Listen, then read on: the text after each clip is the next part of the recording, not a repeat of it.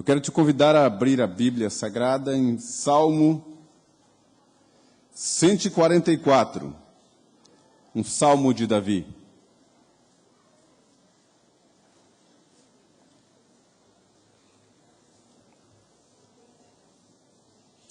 Salmo de Davi, em ações de graças pela proteção divina. Ele, como rei, tinha muitos inimigos,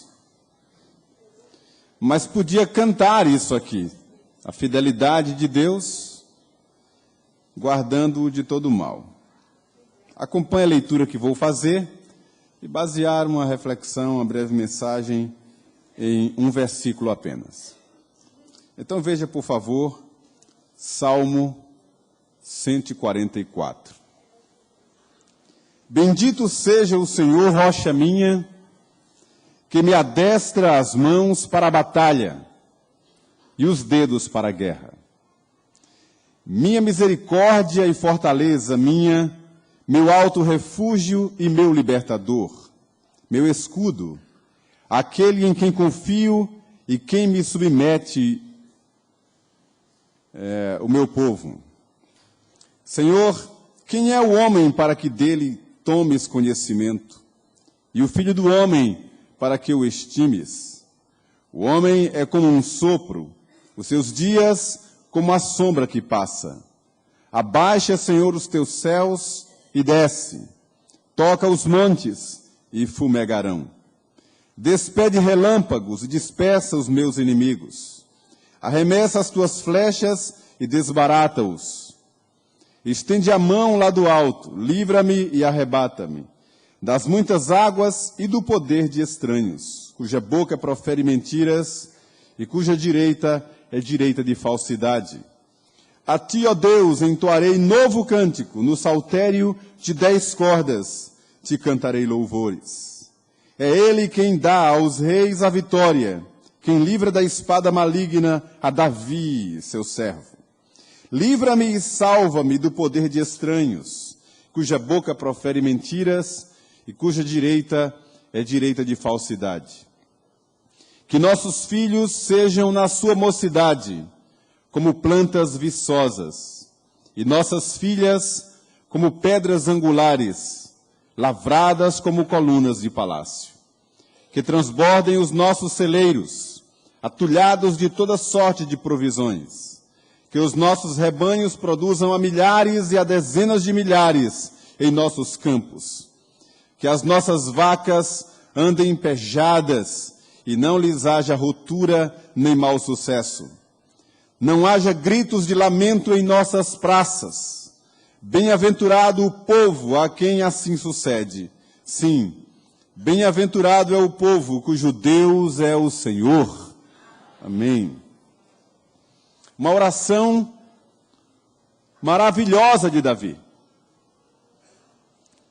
que ao lermos encanta a nossa alma. Correta, o sonho, o desejo de todo homem de Deus. Uma oração de uma pessoa crente.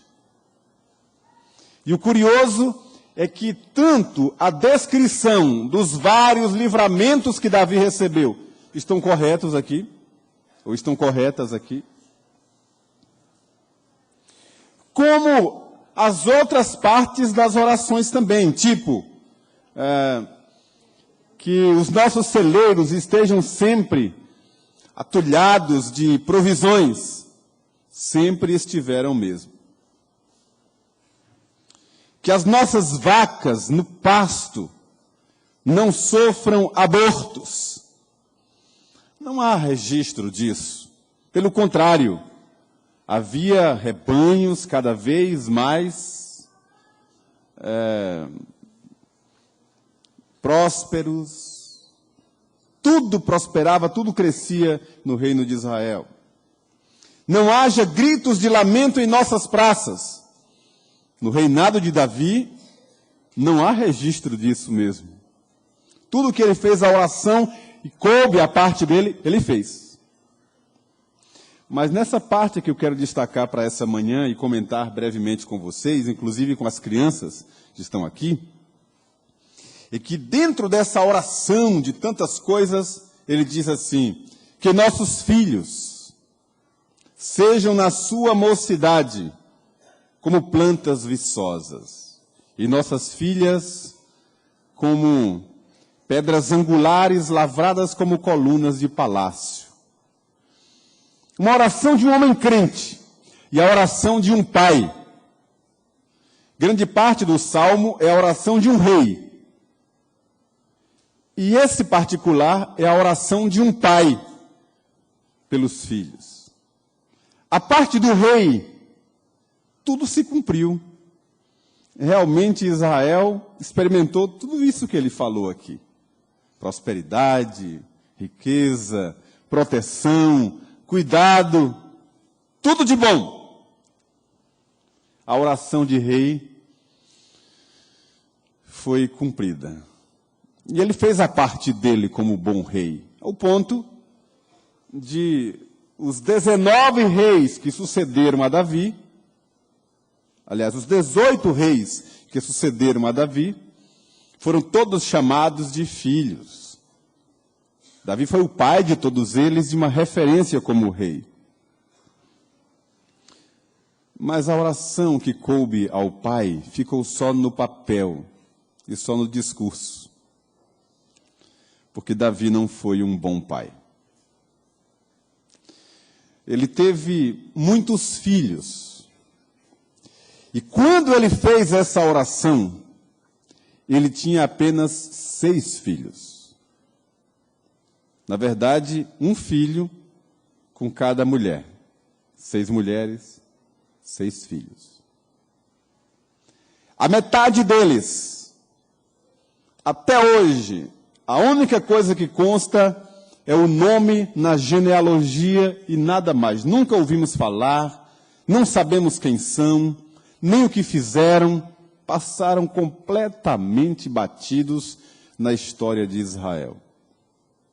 A outra metade, os outros 3, até hoje são comentados em Israel e pela Igreja de Deus em todos os tempos, que foram Aminom, o mais velho, Absalão e Adonias, os 3 filhos que fizeram Davi gemer na sua velhice e trouxeram tantas lágrimas a Israel. Então quero falar um pouquinho sobre isso com você que é pai, para mim que sou pai e para os filhos que aqui estão. Em primeiro lugar, entre uma oração feita, um desejo sincero manifesto, e o cumprimento disso, existe uma caminhada a ser percorrida. Existem passos a serem dados, atitudes a serem tomadas, para que aquela oração, como uma flecha atirada, atinja o seu alvo. Como rei, Davi disse que não haja lamentos em nossas praças. Mas ele, como rei, teve que tomar providências. Ele teve que cercar a cidade de policiais, de guerreiros. A cidade era murada. E mesmo assim, em toda parte da muralha e nas torres de vigia havia sentinelas.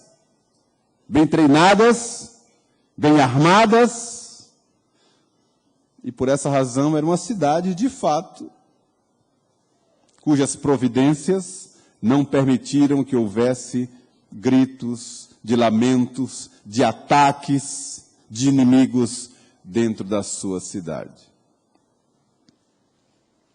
Um desejo, providências tomadas e o cumprimento daquele desejo. Os historiadores nos falam sobre o que havia no campo e que foi multiplicado, como acontecia. Havia pastores, alguns deles contratados pelo governo de Davi, também de Salomão, para cuidarem dos rebanhos. Não era qualquer pessoa que podia cuidar, porque a lã das ovelhas era importada, não podia ter mancha, não podia ter defeito. Tudo que havia do gado, o leite, a pele, carne, servia para o reino e era importado também.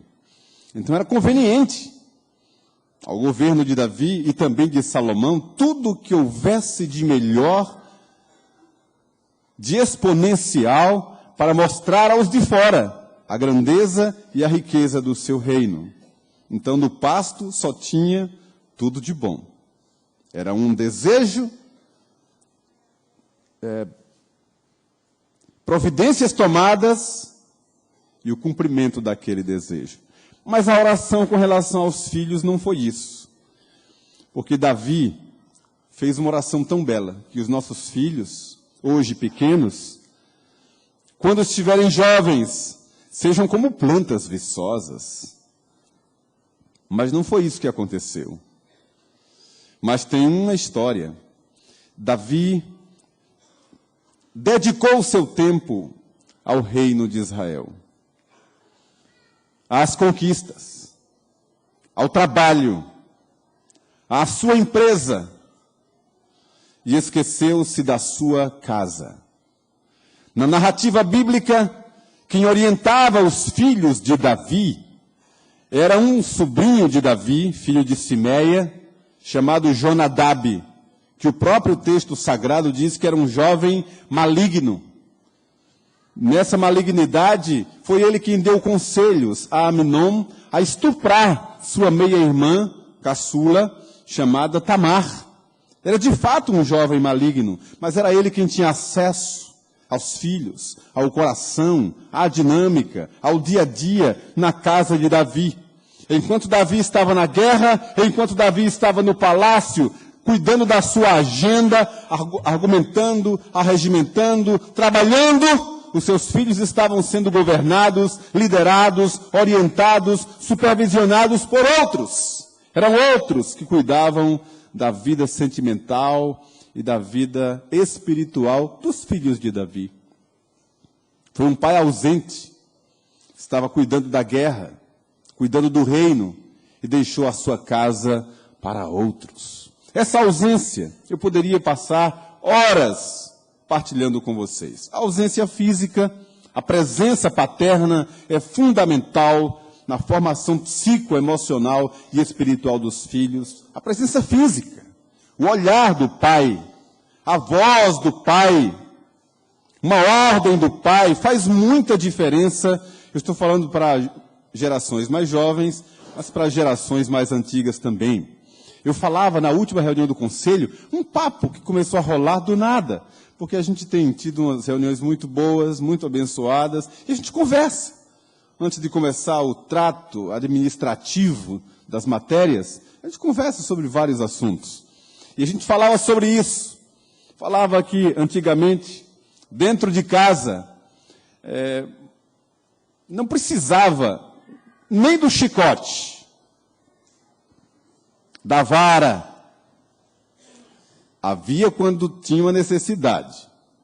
Mas, na maior parte do tempo, a autoridade paterna era na palavra, era na voz, era no olhar de aprovação ou de reprovação. Eu lembro que eu falei lá para os presbíteros, eles concordaram e também deram testemunhos. Eu contei de mim mesmo, que em muitos lugares, em muitas circunstâncias, eu não precisava receber uma ordem e uma ameaça para obedecer.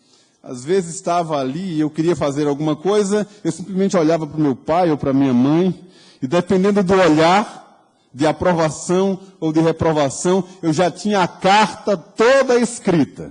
Eu já sabia o que fazer, se eu podia ou se eu não podia fazer aquilo, só pelo olhar.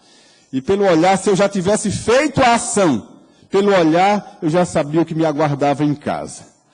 Autoridade, presença física, presença emocional, do afago, do trato, do toque, do calor, em volta da mesa, a orientação sempre necessária. A presença também, ou no caso de Davi, a ausência espiritual, que é o lastro, a base e também a guia para os filhos seguirem, amando e conhecendo ao Senhor, como está no Salmos 127 e 128. A consciência de que são a herança do Senhor, de que Deus nos deu para serem cuidados, da responsabilidade que compete ao Pai.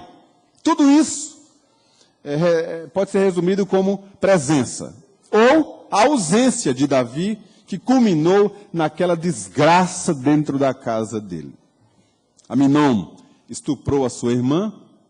Absalão, para defender a irmã depois, protegê-la, porque o pai não protegia, tomou as providências do jeito dele, perseguiu o irmão e depois de 2 anos assassinou seu irmão. E depois Adonias, o terceiro, numa cabala com a própria mãe, tomou as providências para tomar o trono do pai, e o texto sagrado nos revela que por causa dos filhos, Davi chegou na velhice com o coração amargo, dolorido, ferido, por causa de providências não tomadas. Então uma coisa é uma oração feita, e o desejo de que se cumpra. Outra coisa são as providências tomadas para que essa oração se cumpra. Eu vou dizer 3 coisas básicas para orientar você. Planta viçosa não acontece por acaso. Assim como coluna lavrada de palácio, ela não acontece lá. Não é mágica. Aquelas colunas maravilhosas, majestosas que compunham o palácio e as casas reais, eram tomadas de pedras de mármore, ainda em seu estado bruto, e por artífices, mestres, habilidosos, eram talhadas, desenhadas, esculpidas, e depois eram feitas inscrições, obra de artistas, ao ponto de pessoas passarem e ficarem paradas do lado de fora, apenas observando aquelas colunas, os desenhos que havia ali, os detalhes que constavam naqueles monumentos. Era uma coisa bela de se ver. E era isso que Davi queria para as suas filhas, que as pessoas olhassem e se admirassem. Mas aquelas colunas foram trabalhadas, levaram tempo para ficar daquele jeito. Muito investimento. Muito caro chegar naquele patamar, naquele estágio ali. Então, filho e filha, dentro da relação familiar, dá muito trabalho na criação, na educação, na disciplina, na orientação em todos os aspectos. Não vai acontecer por mágica, ou apenas porque eu quero que seja, porque eu sonhei que seja assim. Então eu quero um filho e uma filha crentes, apaixonados por Deus, missionários, e esperar que aconteça. Não vai ser assim. Tem que ser através do exemplo, da perseverança, da disciplina, da orientação, que dá trabalho, que custa caro. É um preço que se paga para que tudo isso aconteça. Lá na frente, nós vamos ver o resultado. Uma planta viçosa depende de adubo, de trabalho, depende de poda, depende de uma série de recursos e de trato do agricultor. Não vai acontecer por acaso. Que Deus, o Senhor e Salvador das nossas vidas, aquele que é quem nutre a nossa fé, também abra o meu coração e o seu como pai, nesse dia que a agenda diz que é o dia dos pais, que é só para não dizer que não tem, que teve o dia das mães.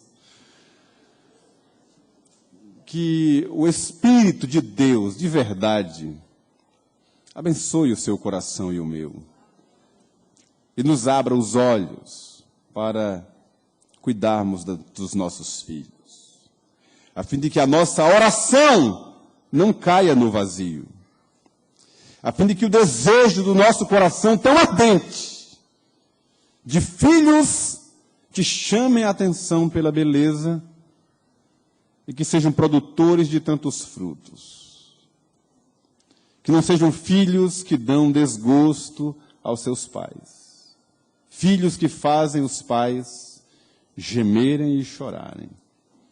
Que Deus nos dê a habilidade, a força moral e espiritual para tomarmos as providências, a fim de que a nossa oração se cumpra. Deus faz a parte dele e nós faremos sempre a nossa. Que Ele aplique a sua palavra em nosso coração. Eu quero chamar aqui à frente Janaína e Rodrigo, que pela primeira vez trazem ao templo, à casa de Deus, Natália, por quem oramos aqui. E a Natália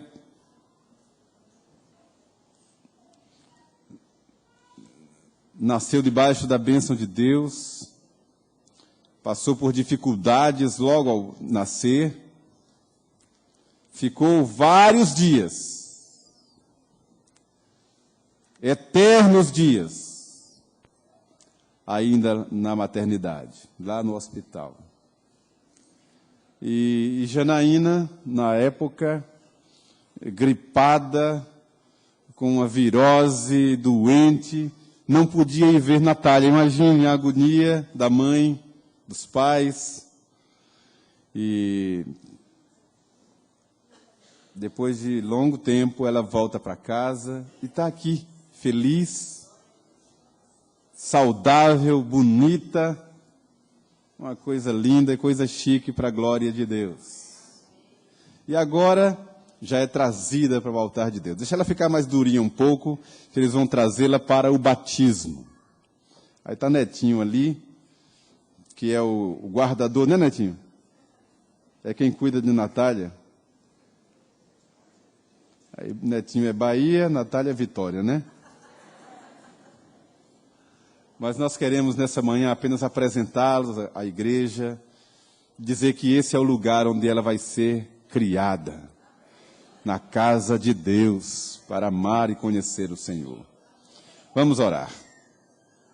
Pai, queremos louvar o Teu nome pela vida de Rodrigo e Janaína, os seus avós, seus tios, a sua igreja, seus irmãos aqui. Queremos louvar o Teu nome pela vida de Netinho, que nasceu e está crescendo na casa do Senhor, aprendendo a glorificar o Teu nome. Queremos a mesma bênção para a vida de Natália, que o Senhor permita, conceda um crescimento saudável e feliz, para o bem dos seus pais, dos seus avós, parentes e amigos, para o bem da igreja e para testemunho da glória do Senhor. Dê sabedoria, condições, recursos aos pais, para que ensinem desde cedo Natália